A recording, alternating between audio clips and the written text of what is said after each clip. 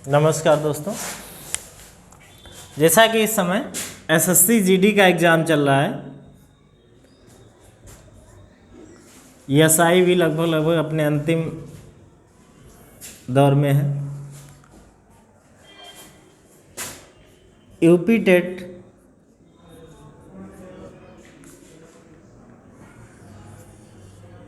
का एग्ज़ाम अभी paper leak होने के कारण रद्द कर दिया गया है।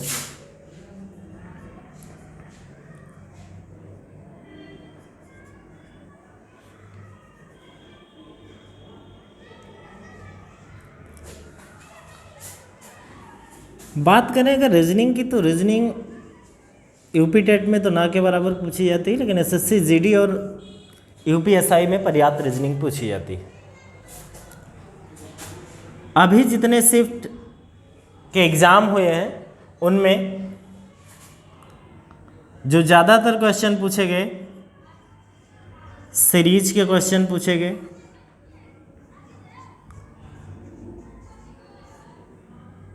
ब्लड रिलेशन के क्वेश्चन पूछे गए,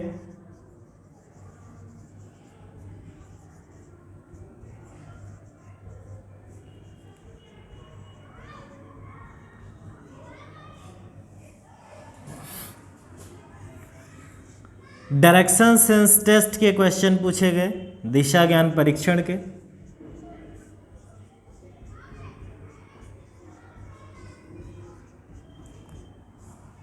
लुप्त संख्या के क्वेश्चन पूछे जा रहे हैं, मिसिंग नंबर के क्वेश्चन पूछे जा रहे हैं।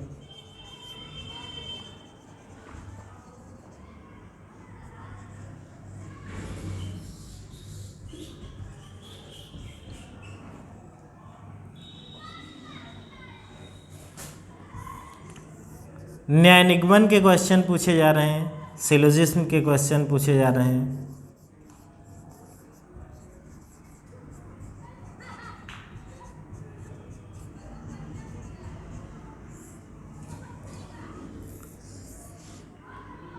वेन डायग्राम के क्वेश्चन पूछे जा रहे हैं।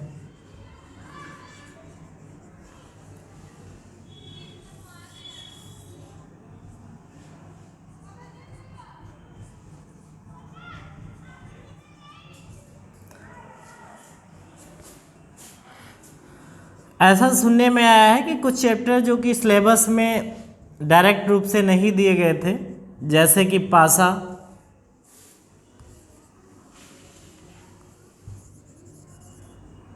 क्यूब एंड डाइस, घन एवं पासा नामक एक चैप्टर होता है, तो ये नहीं दिया गया था डायरेक्ट, लेकिन इसके भी क्वेश्चन आ रहे हैं। कैलेंडर के क्वेश्चन भी पूछे जा रहे हैं। ये ऐसे प्रमुख टॉपिक हैं, कोडिंग डिकोडिंग हुआ, ठीक है, इन पे क्वेश्चन लगातार पूछे जा रहे हैं। लेकिन थोड़ा सा पैटर्न इस बार चेंज किया है, इसलिए प्रश्न पूछने का तरीका जो है वो चेंज हुआ है।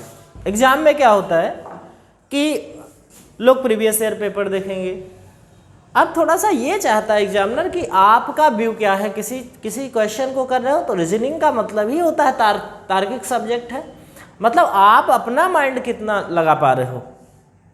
अगर आप कोई क्वेश्चन सॉल्व कर रहे हो तो उसमें आपका कितना माइंड लग रहा है, आप कैसे नए तरीके से किसी चीज को सोच रहे हो। जैसे क्वेश्चन दिया, कोडिंग का ही क्वेश्चन है,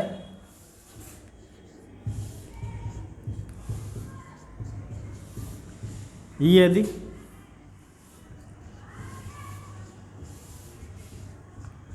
एबिलिटी को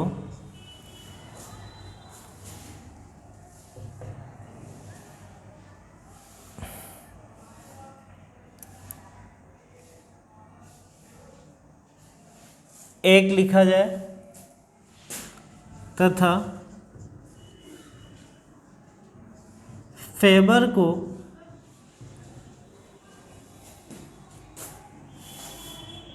एक लिखा जाए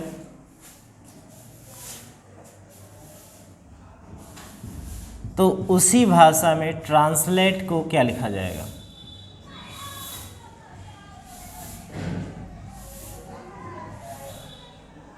क्या कह दिया, एबिलिटी को एक तथा फेवर को भी एक लिखा जाए तो ट्रांसलेट को क्या लिखा जाएगा। अब आप बहुत गुणा भाग किए जा रहे हो कि ए एक पे आता है, बी दो पे आता है, ठीक है, और तरह तरह के नियम लगा रहे हो, लेकिन सारे नियम आपके कहीं ना कहीं क्या हो रहे हैं, फेल हो रहे हैं, ठीक है। तब आप क्या करोगे, कैसे क्वेश्चन को करोगे, ये थोड़ा सा समझना है। अब यहाँ आपने देख लिया, सामान्य सा माइंड में आपके आ सकता है कि एबिलिटी लिखा है, और अगर एबिलिटी लिखा है तो ए एक पे आता है, बी दो पे आता है, नौ पे आता है, ऐसा कुछ करोगे। लेकिन कुछ चूँकि बहुत छोटे छोटे अंक आएंगे, बड़े अंक दिख नहीं रहे हैं, एक ही आ रहा है, तो आप ये भी दिमाग लगा सकते हो कि अच्छा इसमें वॉवेल और कंसोनेंट कितने हैं। ये आपने जो स्वर देखे, इसमें स्वर कितने आए, 3 आए। अगर आप व्यंजनों को देखोगे तो व्यंजन बी है, एल है, टी है, वाई है। व्यंजनों की संख्या कितनी है, 4। ये क्या कर दिया, व्यंजन में से स्वर को घटा दिया और 4 में से 3 घटाओगे 1 आएगा। इसी प्रकार इसने फेबर को भी सॉल्व किया है। फेबर में आप देखोगे तो आपके व्यंजन और स्वर कुछ इस प्रकार होंगे कि आपके जो वॉवेल्स होंगे वो आए ए ओ यू मतलब 3, और जो कंसोनेंट होंगे, व्यंजन होंगे, वो कितने आए, वो आपके आए एफ, बी और आर। यहाँ पे गड़बड़ हो गया, देखिए यहाँ पे 0 लिखता है इसको, ठीक है। तो यहाँ जब व्यंजन में से स्वर में से व्यंजन में से स्वर घटाओगे तो व्यंजन माइनस स्वर क्या हो जाएगा, 0 हो जाएगा। 3 में से 3 घटाओगे कितना आ जाएगा, 0 आ जाएगा। अब 0 आ जाएगा तो इसी प्रकार आप ट्रांसलेट को सॉल्व कर सकते हैं। ट्रांसलेट में T R N S L T, ये आपके क्या है, वॉवेल्स हैं। तो 1 2 3 4 5 वॉवेल्स हैं, सॉरी 5 कंसोनेंट हैं, ठीक है। और 5 कंसोनेंट में से वॉवेल कितने माइनस करने हैं, 1 2 और 3। तो 5 में से 3 माइनस करोगे कितना हो जाएगा, 2 हो जाएगा। तो ये थोड़ा सा अपने आप में नए प्रकार का क्वेश्चन था। क्या करना है, जितनी संख्या स्वर अक्षरों की है, जितनी संख्या व्यंजन अक्षरों की है, व्यंजन अक्षरों में से स्वर अक्षरों को घटा लेना है। आप देख रहे हैं टी व्यंजन है, आर व्यंजन है, 2 ये हो गए, 1 3 4 5, और एक गलती हो गई यहाँ, क्या 1 2 3 4 5 6 में से आपको क्या घटाना है, 1 2 3, क्षमा करें, 6 में से 3 घटाएंगे 3 हो जाएगा। तो इस प्रकार आप क्या कर सकते हैं, इस तरह के क्वेश्चन को कर सकते हैं। इसी में एक वेरिएशन और दिया है, अभी हाल ही का क्वेश्चन आया हुआ है, उसको देख लेते हैं। इसका मतलब कि हम लोग बहुत ज़्यादा सोच जाते हैं, लेकिन वो पूछता बहुत कुछ नॉर्मल पर है, और उससे बहुत ब्रॉडर हम सोच जाते हैं, इसलिए आंसर नहीं आते। प्रश्न था, यदि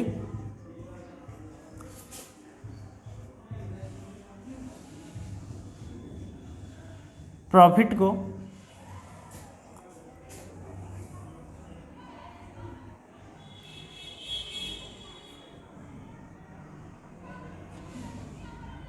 छः लिखा जाए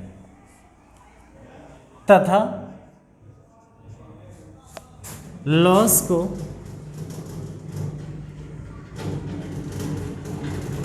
4 लिखा जाए,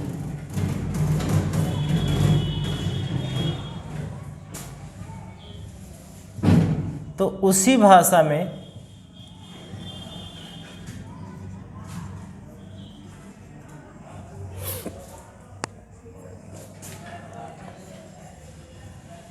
कंसोलिडेट को क्या लिखा जाएगा।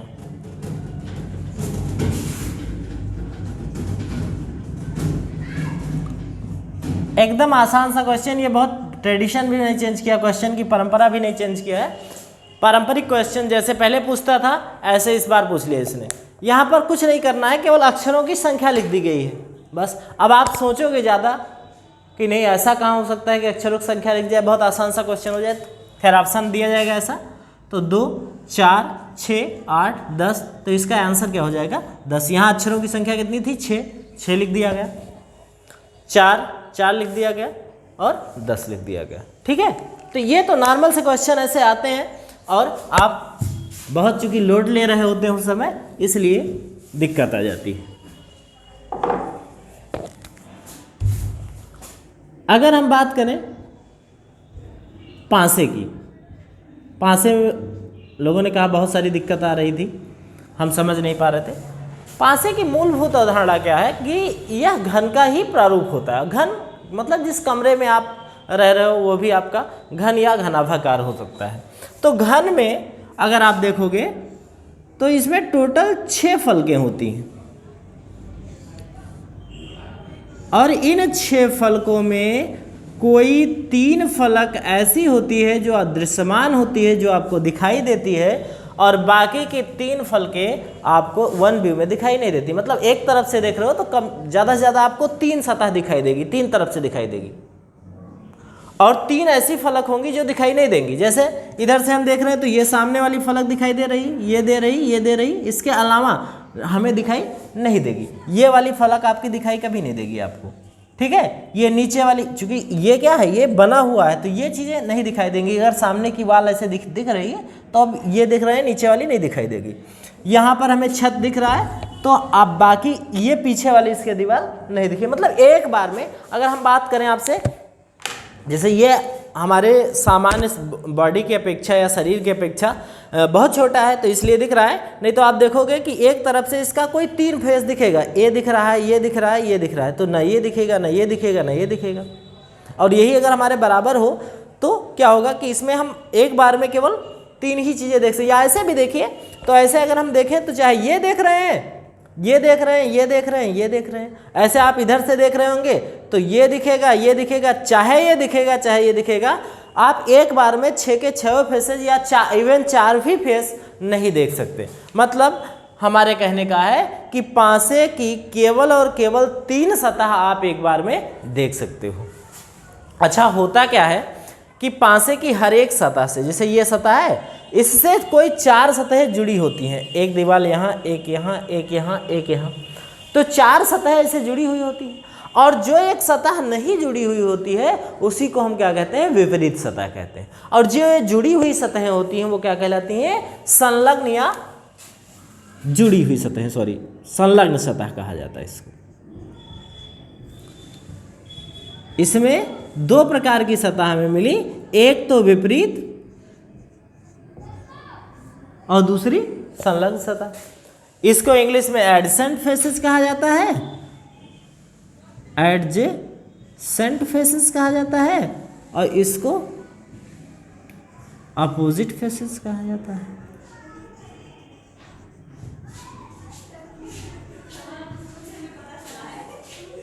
तो संलग्न सतहें कितनी होती हैं, 4 होती हैं। पासे के किसी एक सतह से कोई 4 अन्य सतहें जुड़ी हुई होती हैं, उन्हीं को क्या कहा जाता है, संलग्न सतह कहा जाता है। अन्य सतहों को क्या कहा जाता है, विपरीत सतह कहा जाता है। अच्छा, अब इन्हीं विपरीत और संलग्न सतहों के बेसिस जो क्वेश्चन पूछे जाते हैं वो क्वेश्चन एग्जाम में आते हैं। तो हमें यहाँ पढ़ना किसके बारे में है, हम संलग्न सतह जान गए जो जुड़ी हुई सतह होती हैं, और जो 4 के अलावा एक और सतह बचती है वो क्या होती है, वो विपरीत सतह। जैसे आप अपने जिस कमरे में बैठे आप ये वीडियो देख रहे होंगे उसमें इमेजिन करिए कि छत है, छत के विपरीत जो सतह होगी, जो छत के, जैसे छत के विपरीत क्या होगी, जमीन वाली सतह जिस पे हम बैठे हैं, वह सतह विपरीत होती है। जो चारों दीवारें होंगी वो क्या होती हैं, जुड़ी हुई सतह होती है। इस आधार पर पासा जब कैटेगराइज किया गया तो इसको 2 कैटेगरी में बांटा गया है। पहला मानक पासा, दूसरा सामान्य पासा। मानक पासे को क्या कहा गया? Standard dice. क्या कहा गया? Standard dice. सामान्य पासे को क्या कहा गया? General dice. अब कैसे हम पता कर पाएंगे कि कोई दिया गया पासा मानक पासा है कि नहीं? आपको जितने भी प्रारूप दिए गए हों उन प्रारूपों में आपको केवल और केवल ये चेक करना है कि कोई भी ऐसी दो सतहें नहीं होनी चाहिए जो संलग्न हो और उनके फलकों पर अंकित अंकों का योगफल 7 हो। कोई भी ऐसी दो सतहें नहीं मिलनी चाहिए जिनके फलकों पर अंकित अंकों का योगफल 7 हो। जैसे यहाँ पर आप देख रहे हैं 2, 3 और 6 ले लिया। यहाँ पर आप देख रहे हैं 1, 4 और 5 ले लिया। अब आप मुझे बताइए कि क्या 2 और 3 को जोड़ोगे तो 5 आएगा? 7 आएगा। 2 में 3 जोड़ दीजिए तो कितना हुआ? 5 हुआ। ये 7 के बराबर नहीं है। 3 में 6 जोड़ा आपने, 9 आया, यह भी 7 के बराबर नहीं है। 6 में 2 जोड़ा, 8 आया, यह भी 7 के बराबर नहीं है। तो इन तीनों स्थितियों में हमने क्या देखा कि यह 7 के बराबर नहीं है, इसलिए यह हमारा कैसा पासा हो गया? मानक पासा बन गया। और जब मानक पासा हो गया, दूसरे कंडीशन में देखते हैं। यहां भी आप देखेंगे 1 + 5 6, 1 + 4 5, 5 + 4 9। तो हम देख रहे हैं कि किन्हीं भी दो सतहों के अंकों पर जो अंकित सतहों पर अंकित जो अंक हैं उनके अंकों का योगफल 7 नहीं आ रहा है, इसलिए ये पासा क्या कहलाएगा? यह पासा हमारा मानक पासा कहलाएगा। और अगर आपका पासा मानक पासा हो जाता है तब आपको कुछ करने की ज़रूरत ही नहीं। तब आपको विपरीत अंक अगर पता करना है तो विपरीत अंक देखिए कितनी आसानी से पता कर सकते हैं। जैसे 4 है तो 4 का विपरीत हमेशा क्या होगा? 3 होगा। मतलब संलग्न का 7 नहीं होना चाहिए और विपरीत का हमेशा 7 होगा। एक विरोधाभास है कि जो संलग्न जो जुड़ी हुई सतहें हैं इनके अंकों का योगफल कभी भी 7 नहीं होगा और विपरीत सतहों के अंकों का योगफल सदैव 7 होगा। तो यहाँ 4 का विपरीत 3, यहाँ अगर 1 है तो 1 का विपरीत 6, यहाँ अगर 5 है तो 5 का विपरीत 2। तो इस प्रकार आप कभी भी विपरीत सतहों के अंकों को ज्ञात कर सकते हैं, पता लगा सकते हैं। कब? जब दिया गया पासा मानक पासा होगा। दूसरी स्थिति, अगर पासा आपका सामान्य पासा है तो सामान्य पासे की स्थिति में आप क्या करेंगे? मानक पासा आई होप समझ में आया होगा।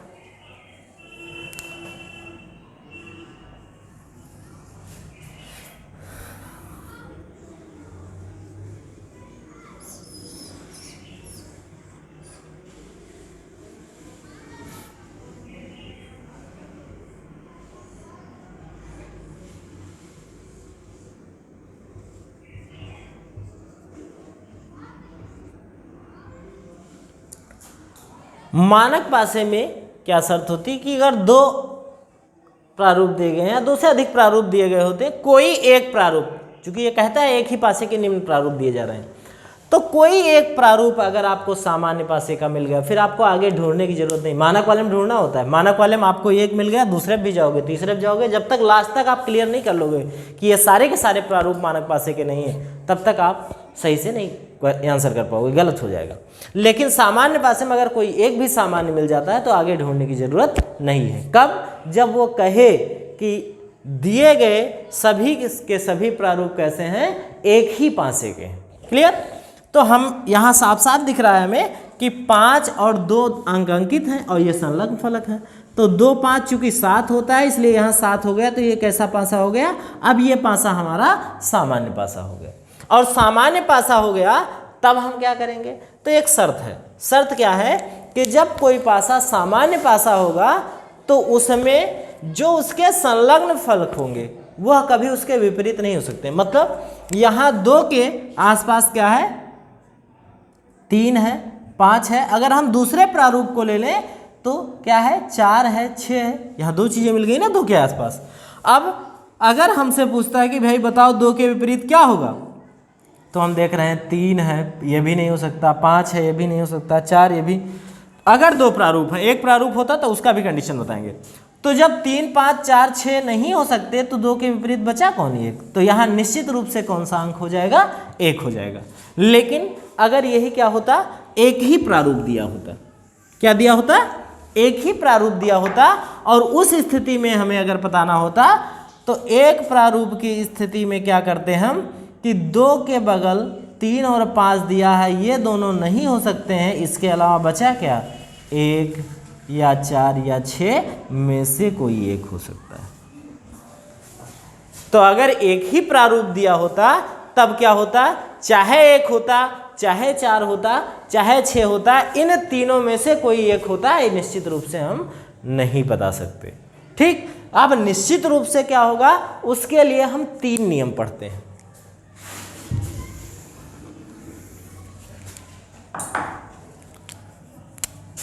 पहला है एक समान सतह अंकों का नियम।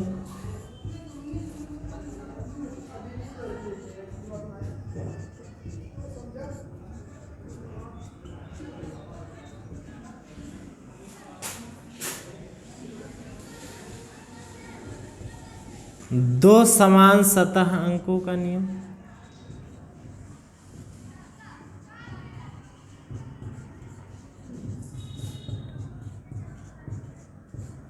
और तीसरा है असमान सतह अंकों का नियम।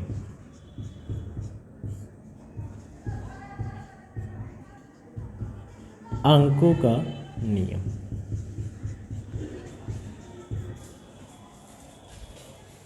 क्या चीज, एक समान सतह अंकों का नियम, 2 समान सतह अंकों का नियम और असमान सतह अंकों का नियम। एक समान सतह अंकों के नियम में क्या होता है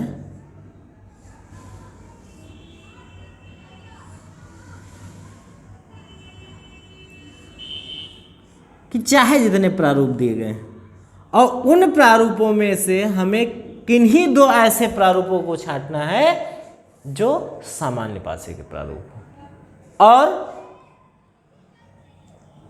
सामान्य पासे के प्रारूप भी दे दिया गया। तो दूसरी इसमें अहम बात क्या होती है कि कोई एक अंक समान हो। जैसे ये दे देता 3, 4, 6, फिर दे देता 3, 5 और 1। तो हमें कौन सा अंक मिल गया, एक अंक मिल गया जो क्या है, कॉमन। और जब यह कॉमन अंक मिल गया तो चाहे इसको घड़ी की सुई की दिशा में या विपरीत दिशा में, बट ये ध्यान रखना है कि जिस तरह हम घुमा रहे हैं उस तरह दोनों पासों को घुमाना पड़ेगा। तो यहाँ 3, 3 के बाद 4, 4 के बाद 6 मिलेगा, 3, 3 के बाद 4, 4 के बाद 6। ऐसे ही यहाँ 3 और 3 के बाद क्या मिलेगा, 5 और 5 के बाद क्या मिलेगा, 1। तो यहाँ आप देख रहे हैं 6 के विपरीत 1 आया, 4 के विपरीत 5 आया और 3 के विपरीत 3 नहीं होगा तो क्या हो जाएगा, 2। तो इस तरह हम विपरीत अंकों को आसानी से क्या कर सकते हैं, पता कर सकते हैं। 3 का विपरीत 2, 4 का विपरीत 5, 6 का विपरीत 1। ठीक, बाकी के 2 नियम हम लोग अगले वीडियो में पढ़ेंगे। 2 समान सतह अंकों का नियम और असमान सतह अंकों का नियम।